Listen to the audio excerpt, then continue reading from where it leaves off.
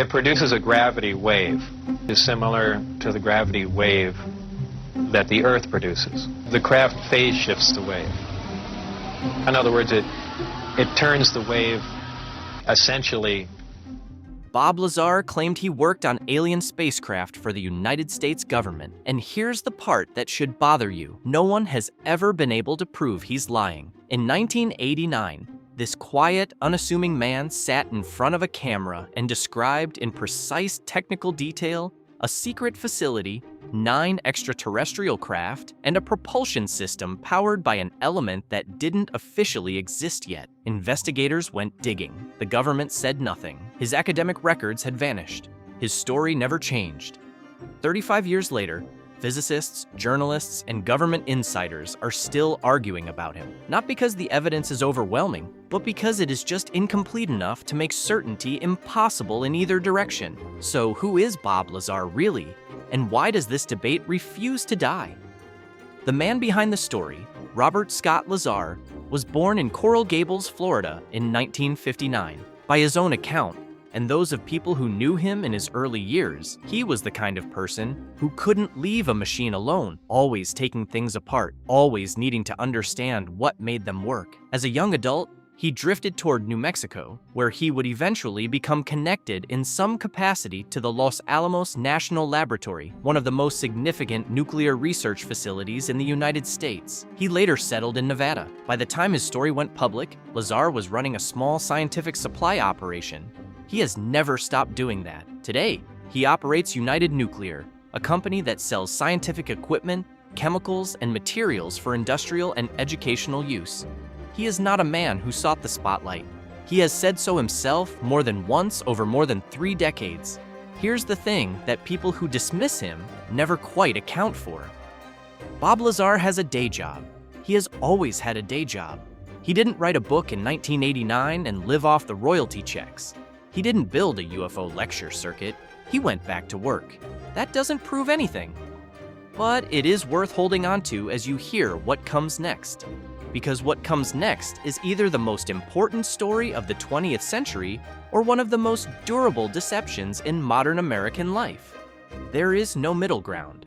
And the reason we're still arguing about it 35 years later is that no one, not investigators, not journalists, not physicists, not the US government, has been able to conclusively close the door in either direction.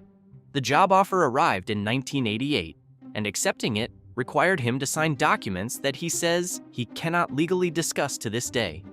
The job at the edge of the desert. Lazar says the contact came through Edward Teller, the physicist known as the father of the hydrogen bomb, whom Lazar claims to have encountered at Los Alamos. There is no confirmed record from Teller's side of this meeting. What Lazar says happened next is that he was told there was a position available on a highly classified project in Nevada, and that if he wanted to know what the project was, he first had to agree to conditions of secrecy he could not walk back. He agreed. He was flown by aircraft to a location south of the main Area 51 facility, the Groom Lake base operated by the U.S. Air Force, deep in the Nevada Test and Training Range. The place he was taken to, he says, was called S4, built into a mountainside near a dry lake bed called Papoose Lake. Hangar doors angled flush with the hillside, so that from the air you'd never know they were there. Here's what's important to understand about S4. It has never been confirmed by any official source. Not then, not now. The US government eventually acknowledged that Area 51 itself existed. That took until 2013, when CIA documents were declassified. But S4 remains officially nowhere. Lazar was told his job was not to design new technology. He was there to figure out technology that already existed. And the reason a team of scientists needed to figure it out was that nobody who built it had left behind an instruction manual because nobody who built it was human. 9. Discs in the desert. Stop and sit with that for a moment. Not the claim itself, the specific shape of it. Lazar didn't say he was shown one mysterious craft and left to guess. He said there were 9 of them. 9 disc-shaped vehicles stored in a series of hangar bays cut into the mountain face, with doors that opened at a slant into the hillside. He was assigned to one in particular. He called it The Sport model, a disc about 15 meters in diameter with a smooth, seamless exterior. No rivets, no welds, no seams of any kind, no exhaust ports, no wings, no conventional propulsion system visible from anywhere on the craft. The interior, he said, was cramped and oddly proportioned. The seats too small for an average adult human. The geometry of the controls unlike anything in aerospace engineering on this planet. The walls appeared to have been grown, not assembled. Now, here's the detail that doesn't get enough attention. Lazar was not describing something he glimpsed once through a doorway. He says he worked on that craft. He read briefing documents about its propulsion system. He was given materials to analyze. He had access, over multiple visits, to physical hardware that he was paid by the United States government to help understand. 9 craft, 1 assigned to him. And the technology inside it was going to require an explanation that didn't exist anywhere in mainstream science. If this is the kind of story that keeps you up at night, you're exactly who this channel is made for. Hit subscribe so you don't miss what's coming next. The physics of the impossible. The propulsion system Lazar described was built around gravity, not fighting it, not working around it, but generating and directing it. The craft, he said, produced an intense, localized gravitational field that could be amplified and aimed by warping the gravitational environment around itself. The vehicle didn't push through space the way a conventional aircraft does. It essentially fell toward its destination, bending the geometry of the space between itself and wherever it was going. That's why it could hover in perfect silence. No engine, no exhaust, no combustion, just a field. That's why it could accelerate from a complete standstill to extraordinary speed without any of the inertial effects that would kill a human pilot. The craft wasn't accelerating through space, it was warping space around itself. To generate that field, Lazar said, you needed fuel. And the fuel was something that didn't exist in the known periodic table. In 1989, he called it Element 115. He described it as a dense, orange-hued material. When bombarded with protons, it produced an antimatter reaction. That reaction released energy, which was converted to power the gravity amplifiers. The element was so stable, he said, so uniquely structured at the nuclear level, that it could not be synthesized on Earth. It had to have been produced in conditions that don't exist in our solar system, which meant it had to have come from somewhere else. No such element existed officially anywhere on the periodic table in 1989. Here's where it gets genuinely strange. In 2003, 14 years after Lazar made those claims on Nevada television, a team of researchers in Russia and the United States successfully synthesized a super heavy element at atomic number 115. It was confirmed, studied, and officially named moscovium when it was added to the periodic table in 2016. He named it 14 years before it existed in a lab. That element didn't exist yet. He named it anyway. Now, and this is the part that skeptics rightly hammer on, the moscovium that scientists have produced is nothing like what Lazar described. It is violently unstable. The isotopes created so far have half-lives measured in milliseconds. They don't produce gravity waves. They don't serve as a fuel source for anything. There is no theoretical framework in current physics for a stable island of moscovium with the properties Lazar claimed. So here's the question that won't go away. Where did he get the number? Did he have access to classified research into theoretical super-heavy elements? Did he make a genuinely lucky prediction? Is there something about the element that current science hasn't reached yet? That one detail right there is the argument that keeps his believers planted. But to understand why his skeptics are equally immovable, you need to look at what happened when people started trying to verify who Bob Lazar actually was. How the world found out. Before any of that investigation, there was George Knapp. In 1989, Knapp was an investigative journalist at a Las Vegas television station who had been quietly pulling at the threads around Area 51. The strange lights, the rumors, the locals who reported things in the sky that didn't match anything they'd seen before. He had been working the story for months when someone connected him with Lazar. They met off camera first. Knapp has described that initial conversation as the moment he realized he was dealing with something different. Not a crank, not a performer, not someone working an angle. Lazar spoke with the specific technical fluency of someone who would actually touch the things he was describing. He used terminology Knapp couldn't immediately verify. He was, by every read Knapp had after years of interviewing sources, either telling the truth or running the most elaborate deception Knapp had ever encountered. Knapp made the call.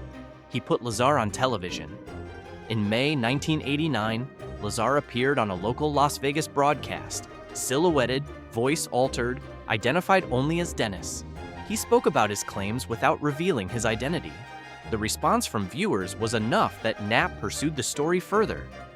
By November of the same year, Bob Lazar sat in front of the camera as himself. Face visible, name given. He told the whole story, the location, the craft, the propulsion, the element. He looked the same as he does in every interview since. Unhurried, slightly tired, like a man who has told the same true thing too many times and knows that telling it one more time probably won't change anything. The broadcast traveled far beyond Las Vegas. Through VHS copies and early internet file sharing, the footage reached audiences globally.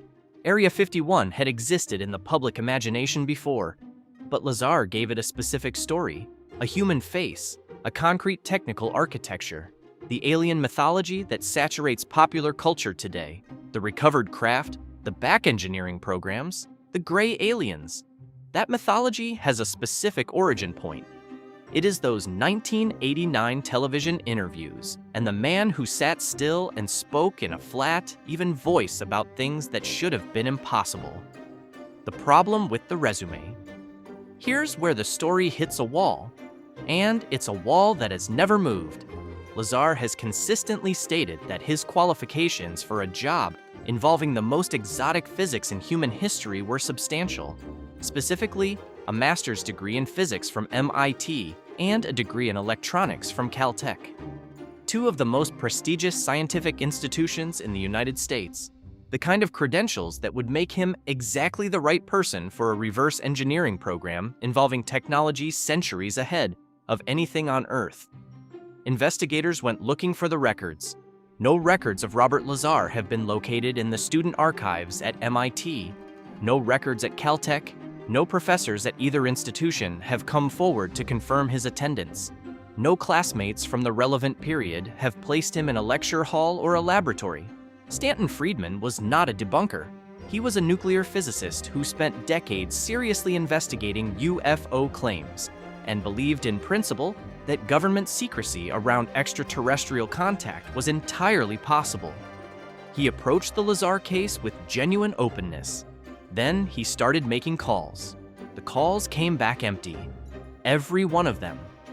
Friedman's conclusion, the conclusion of a man professionally invested in finding UFO claims credible, was that Lazar's academic credentials could not be verified, and that this was not a minor bookkeeping issue.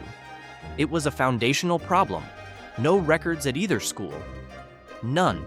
Lazar's explanation has been consistent. The government, anticipating that he might go public, systematically erased his personal and professional history, his academic records, his employment records, his paper trail. If you can't prove he went to MIT, you can't prove he worked at S4. It's a theory that is structurally impossible to disprove and structurally impossible to confirm. The employment record is similarly contested. Lazar has always said he worked as a physicist at Los Alamos National Laboratory before the S4 recruitment. Investigators did find something, a 1982 Los Alamos internal phone directory that lists a Robert Lazar. George Knapp located and publicized this. A 1982 newspaper article also mentioned Lazar in connection with a jet-powered car project and placed him at Los Alamos. But the nature of that work, physicist, contractor, technician, has never been definitively established. The laboratory has not confirmed the specific role Lazar claims to have held, and this is the part nobody talks about enough. Lazar's own demeanor when confronted with the missing records has never changed. He doesn't get defensive. He doesn't produce new documentation. He says the same thing he's always said. Look for the records. They won't be there. That's the point. What the record does show. Let's be precise, because the documented record on Bob Lazar contains things that matter to this story, and they belong in it. In 1990, approximately 1 year after his first television appearances, Lazar was convicted of a felony charge. The charge related to his involvement in the operation of a legal Nevada brothel in a capacity that violated the terms he'd agreed to. He avoided prison. He was placed on 3 years of probation. He has acknowledged this publicly. Later, his scientific supply company, United Nuclear, was found by federal authorities to have illegally sold certain restricted chemicals to customers across multiple states. Fines and penalties followed. Neither of these facts tells you whether Bob Lazar worked at S4.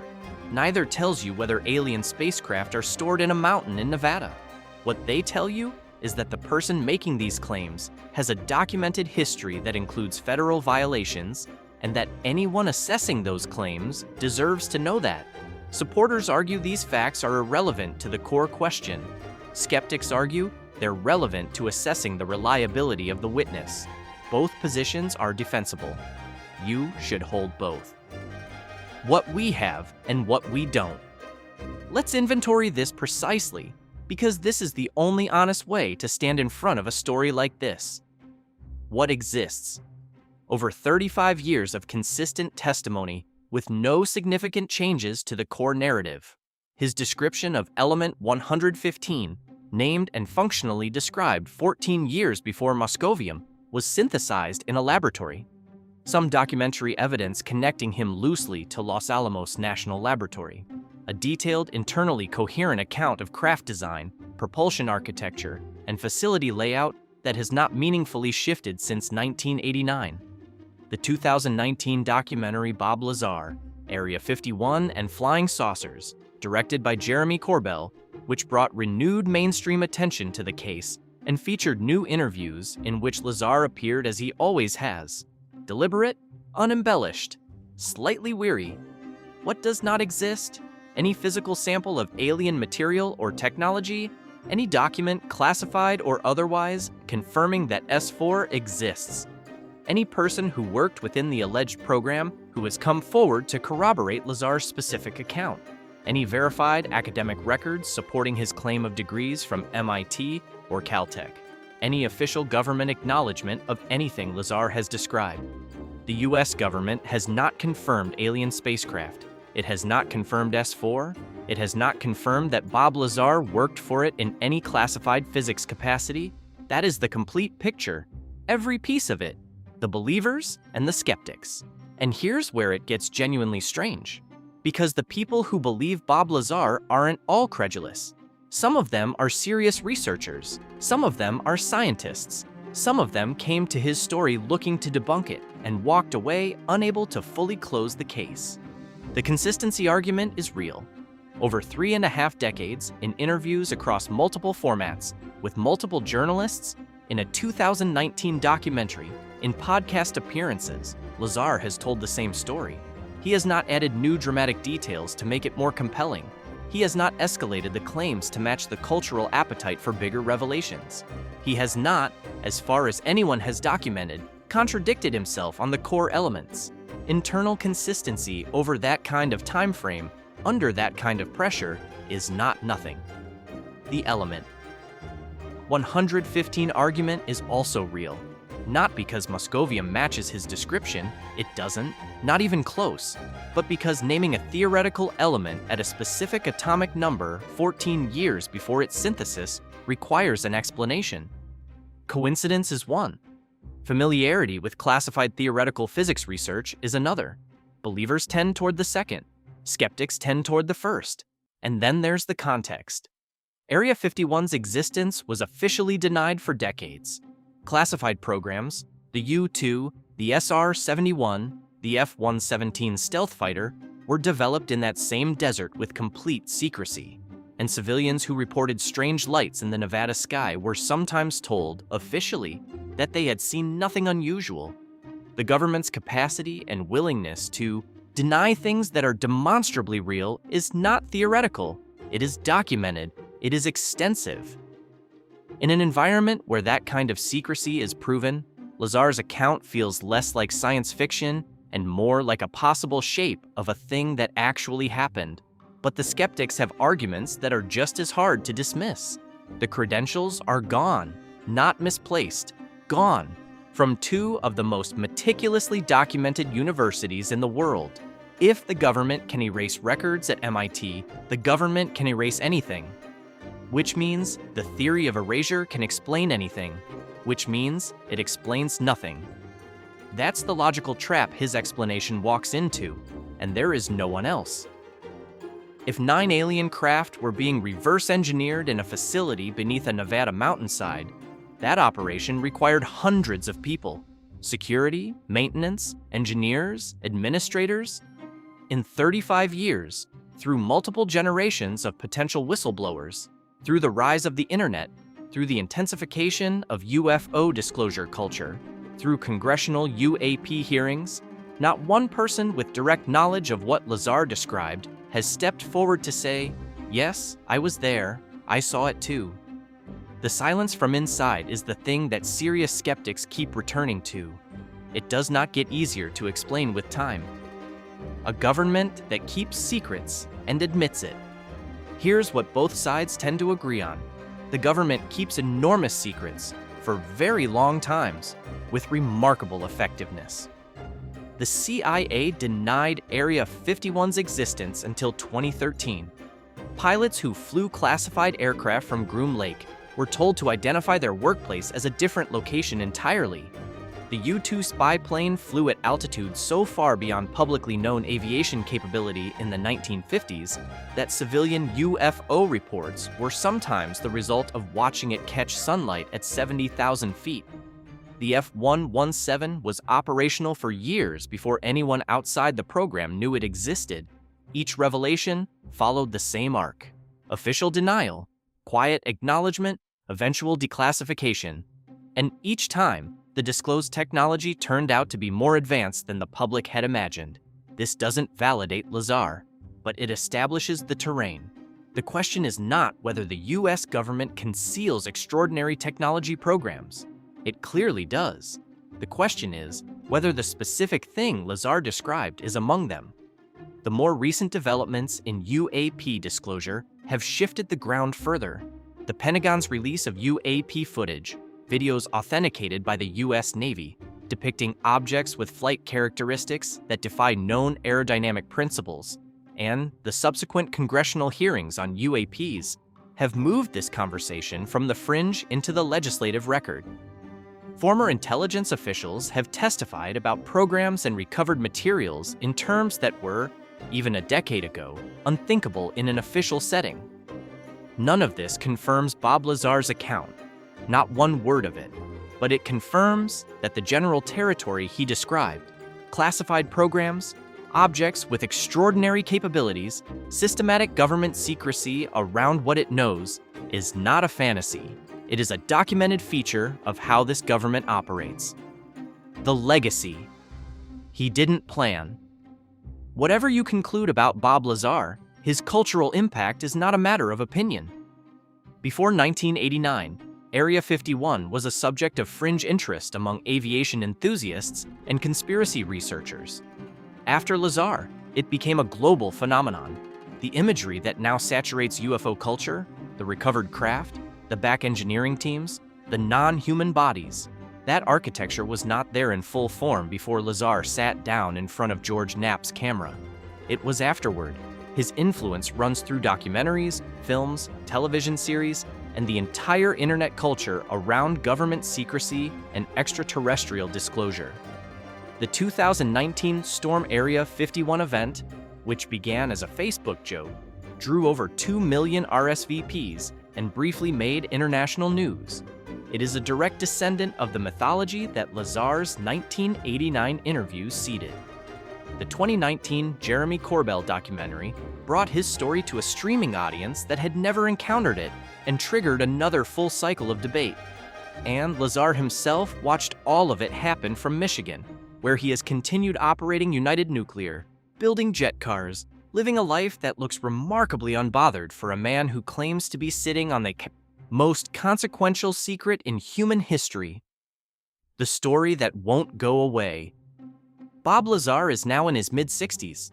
He gives interviews occasionally, far less often than in the years when the story was new. He has said more than once that he would prefer to be left alone. He did not seek fame. He has expressed regret that the story became public the way it did. He has never recanted, not once, not for 35 years. His story exists in a space that traditional verification cannot reach, and that is either its fatal weakness or its most unsettling feature, depending on where you stand. You cannot prove that federal records were erased. You cannot compel testimony from inside a classified program. You cannot subpoena documents from a facility the government will not acknowledge. The structure of what he is describing places it almost perfectly beyond the reach of any tool we normally use to establish truth. If you are inclined toward skepticism, that is the oldest trick in the book. Make a claim that cannot be disproven, and call the impossibility of disproof your evidence. If you are inclined to believe that governments suppress things that would change everything, then the impossibility of proof is exactly what a real whistleblower from a real black program would face. Bob Lazar is either one of the most important witnesses in modern history, or he is a man who built a story and has been living inside it for 35 years. The honest, uncomfortable, genuinely unresolved truth is that we do not know which one. The evidence does not close the case in either direction. It never has, not even close. No proof, no confirmation, just a man who looked into a camera in 1989, said something that cannot be unheard, and has not changed his story since. 35 years later, that may be the single most remarkable thing about it. If you've made it this far, you already know this channel is for you. Subscribe so you don't miss the next.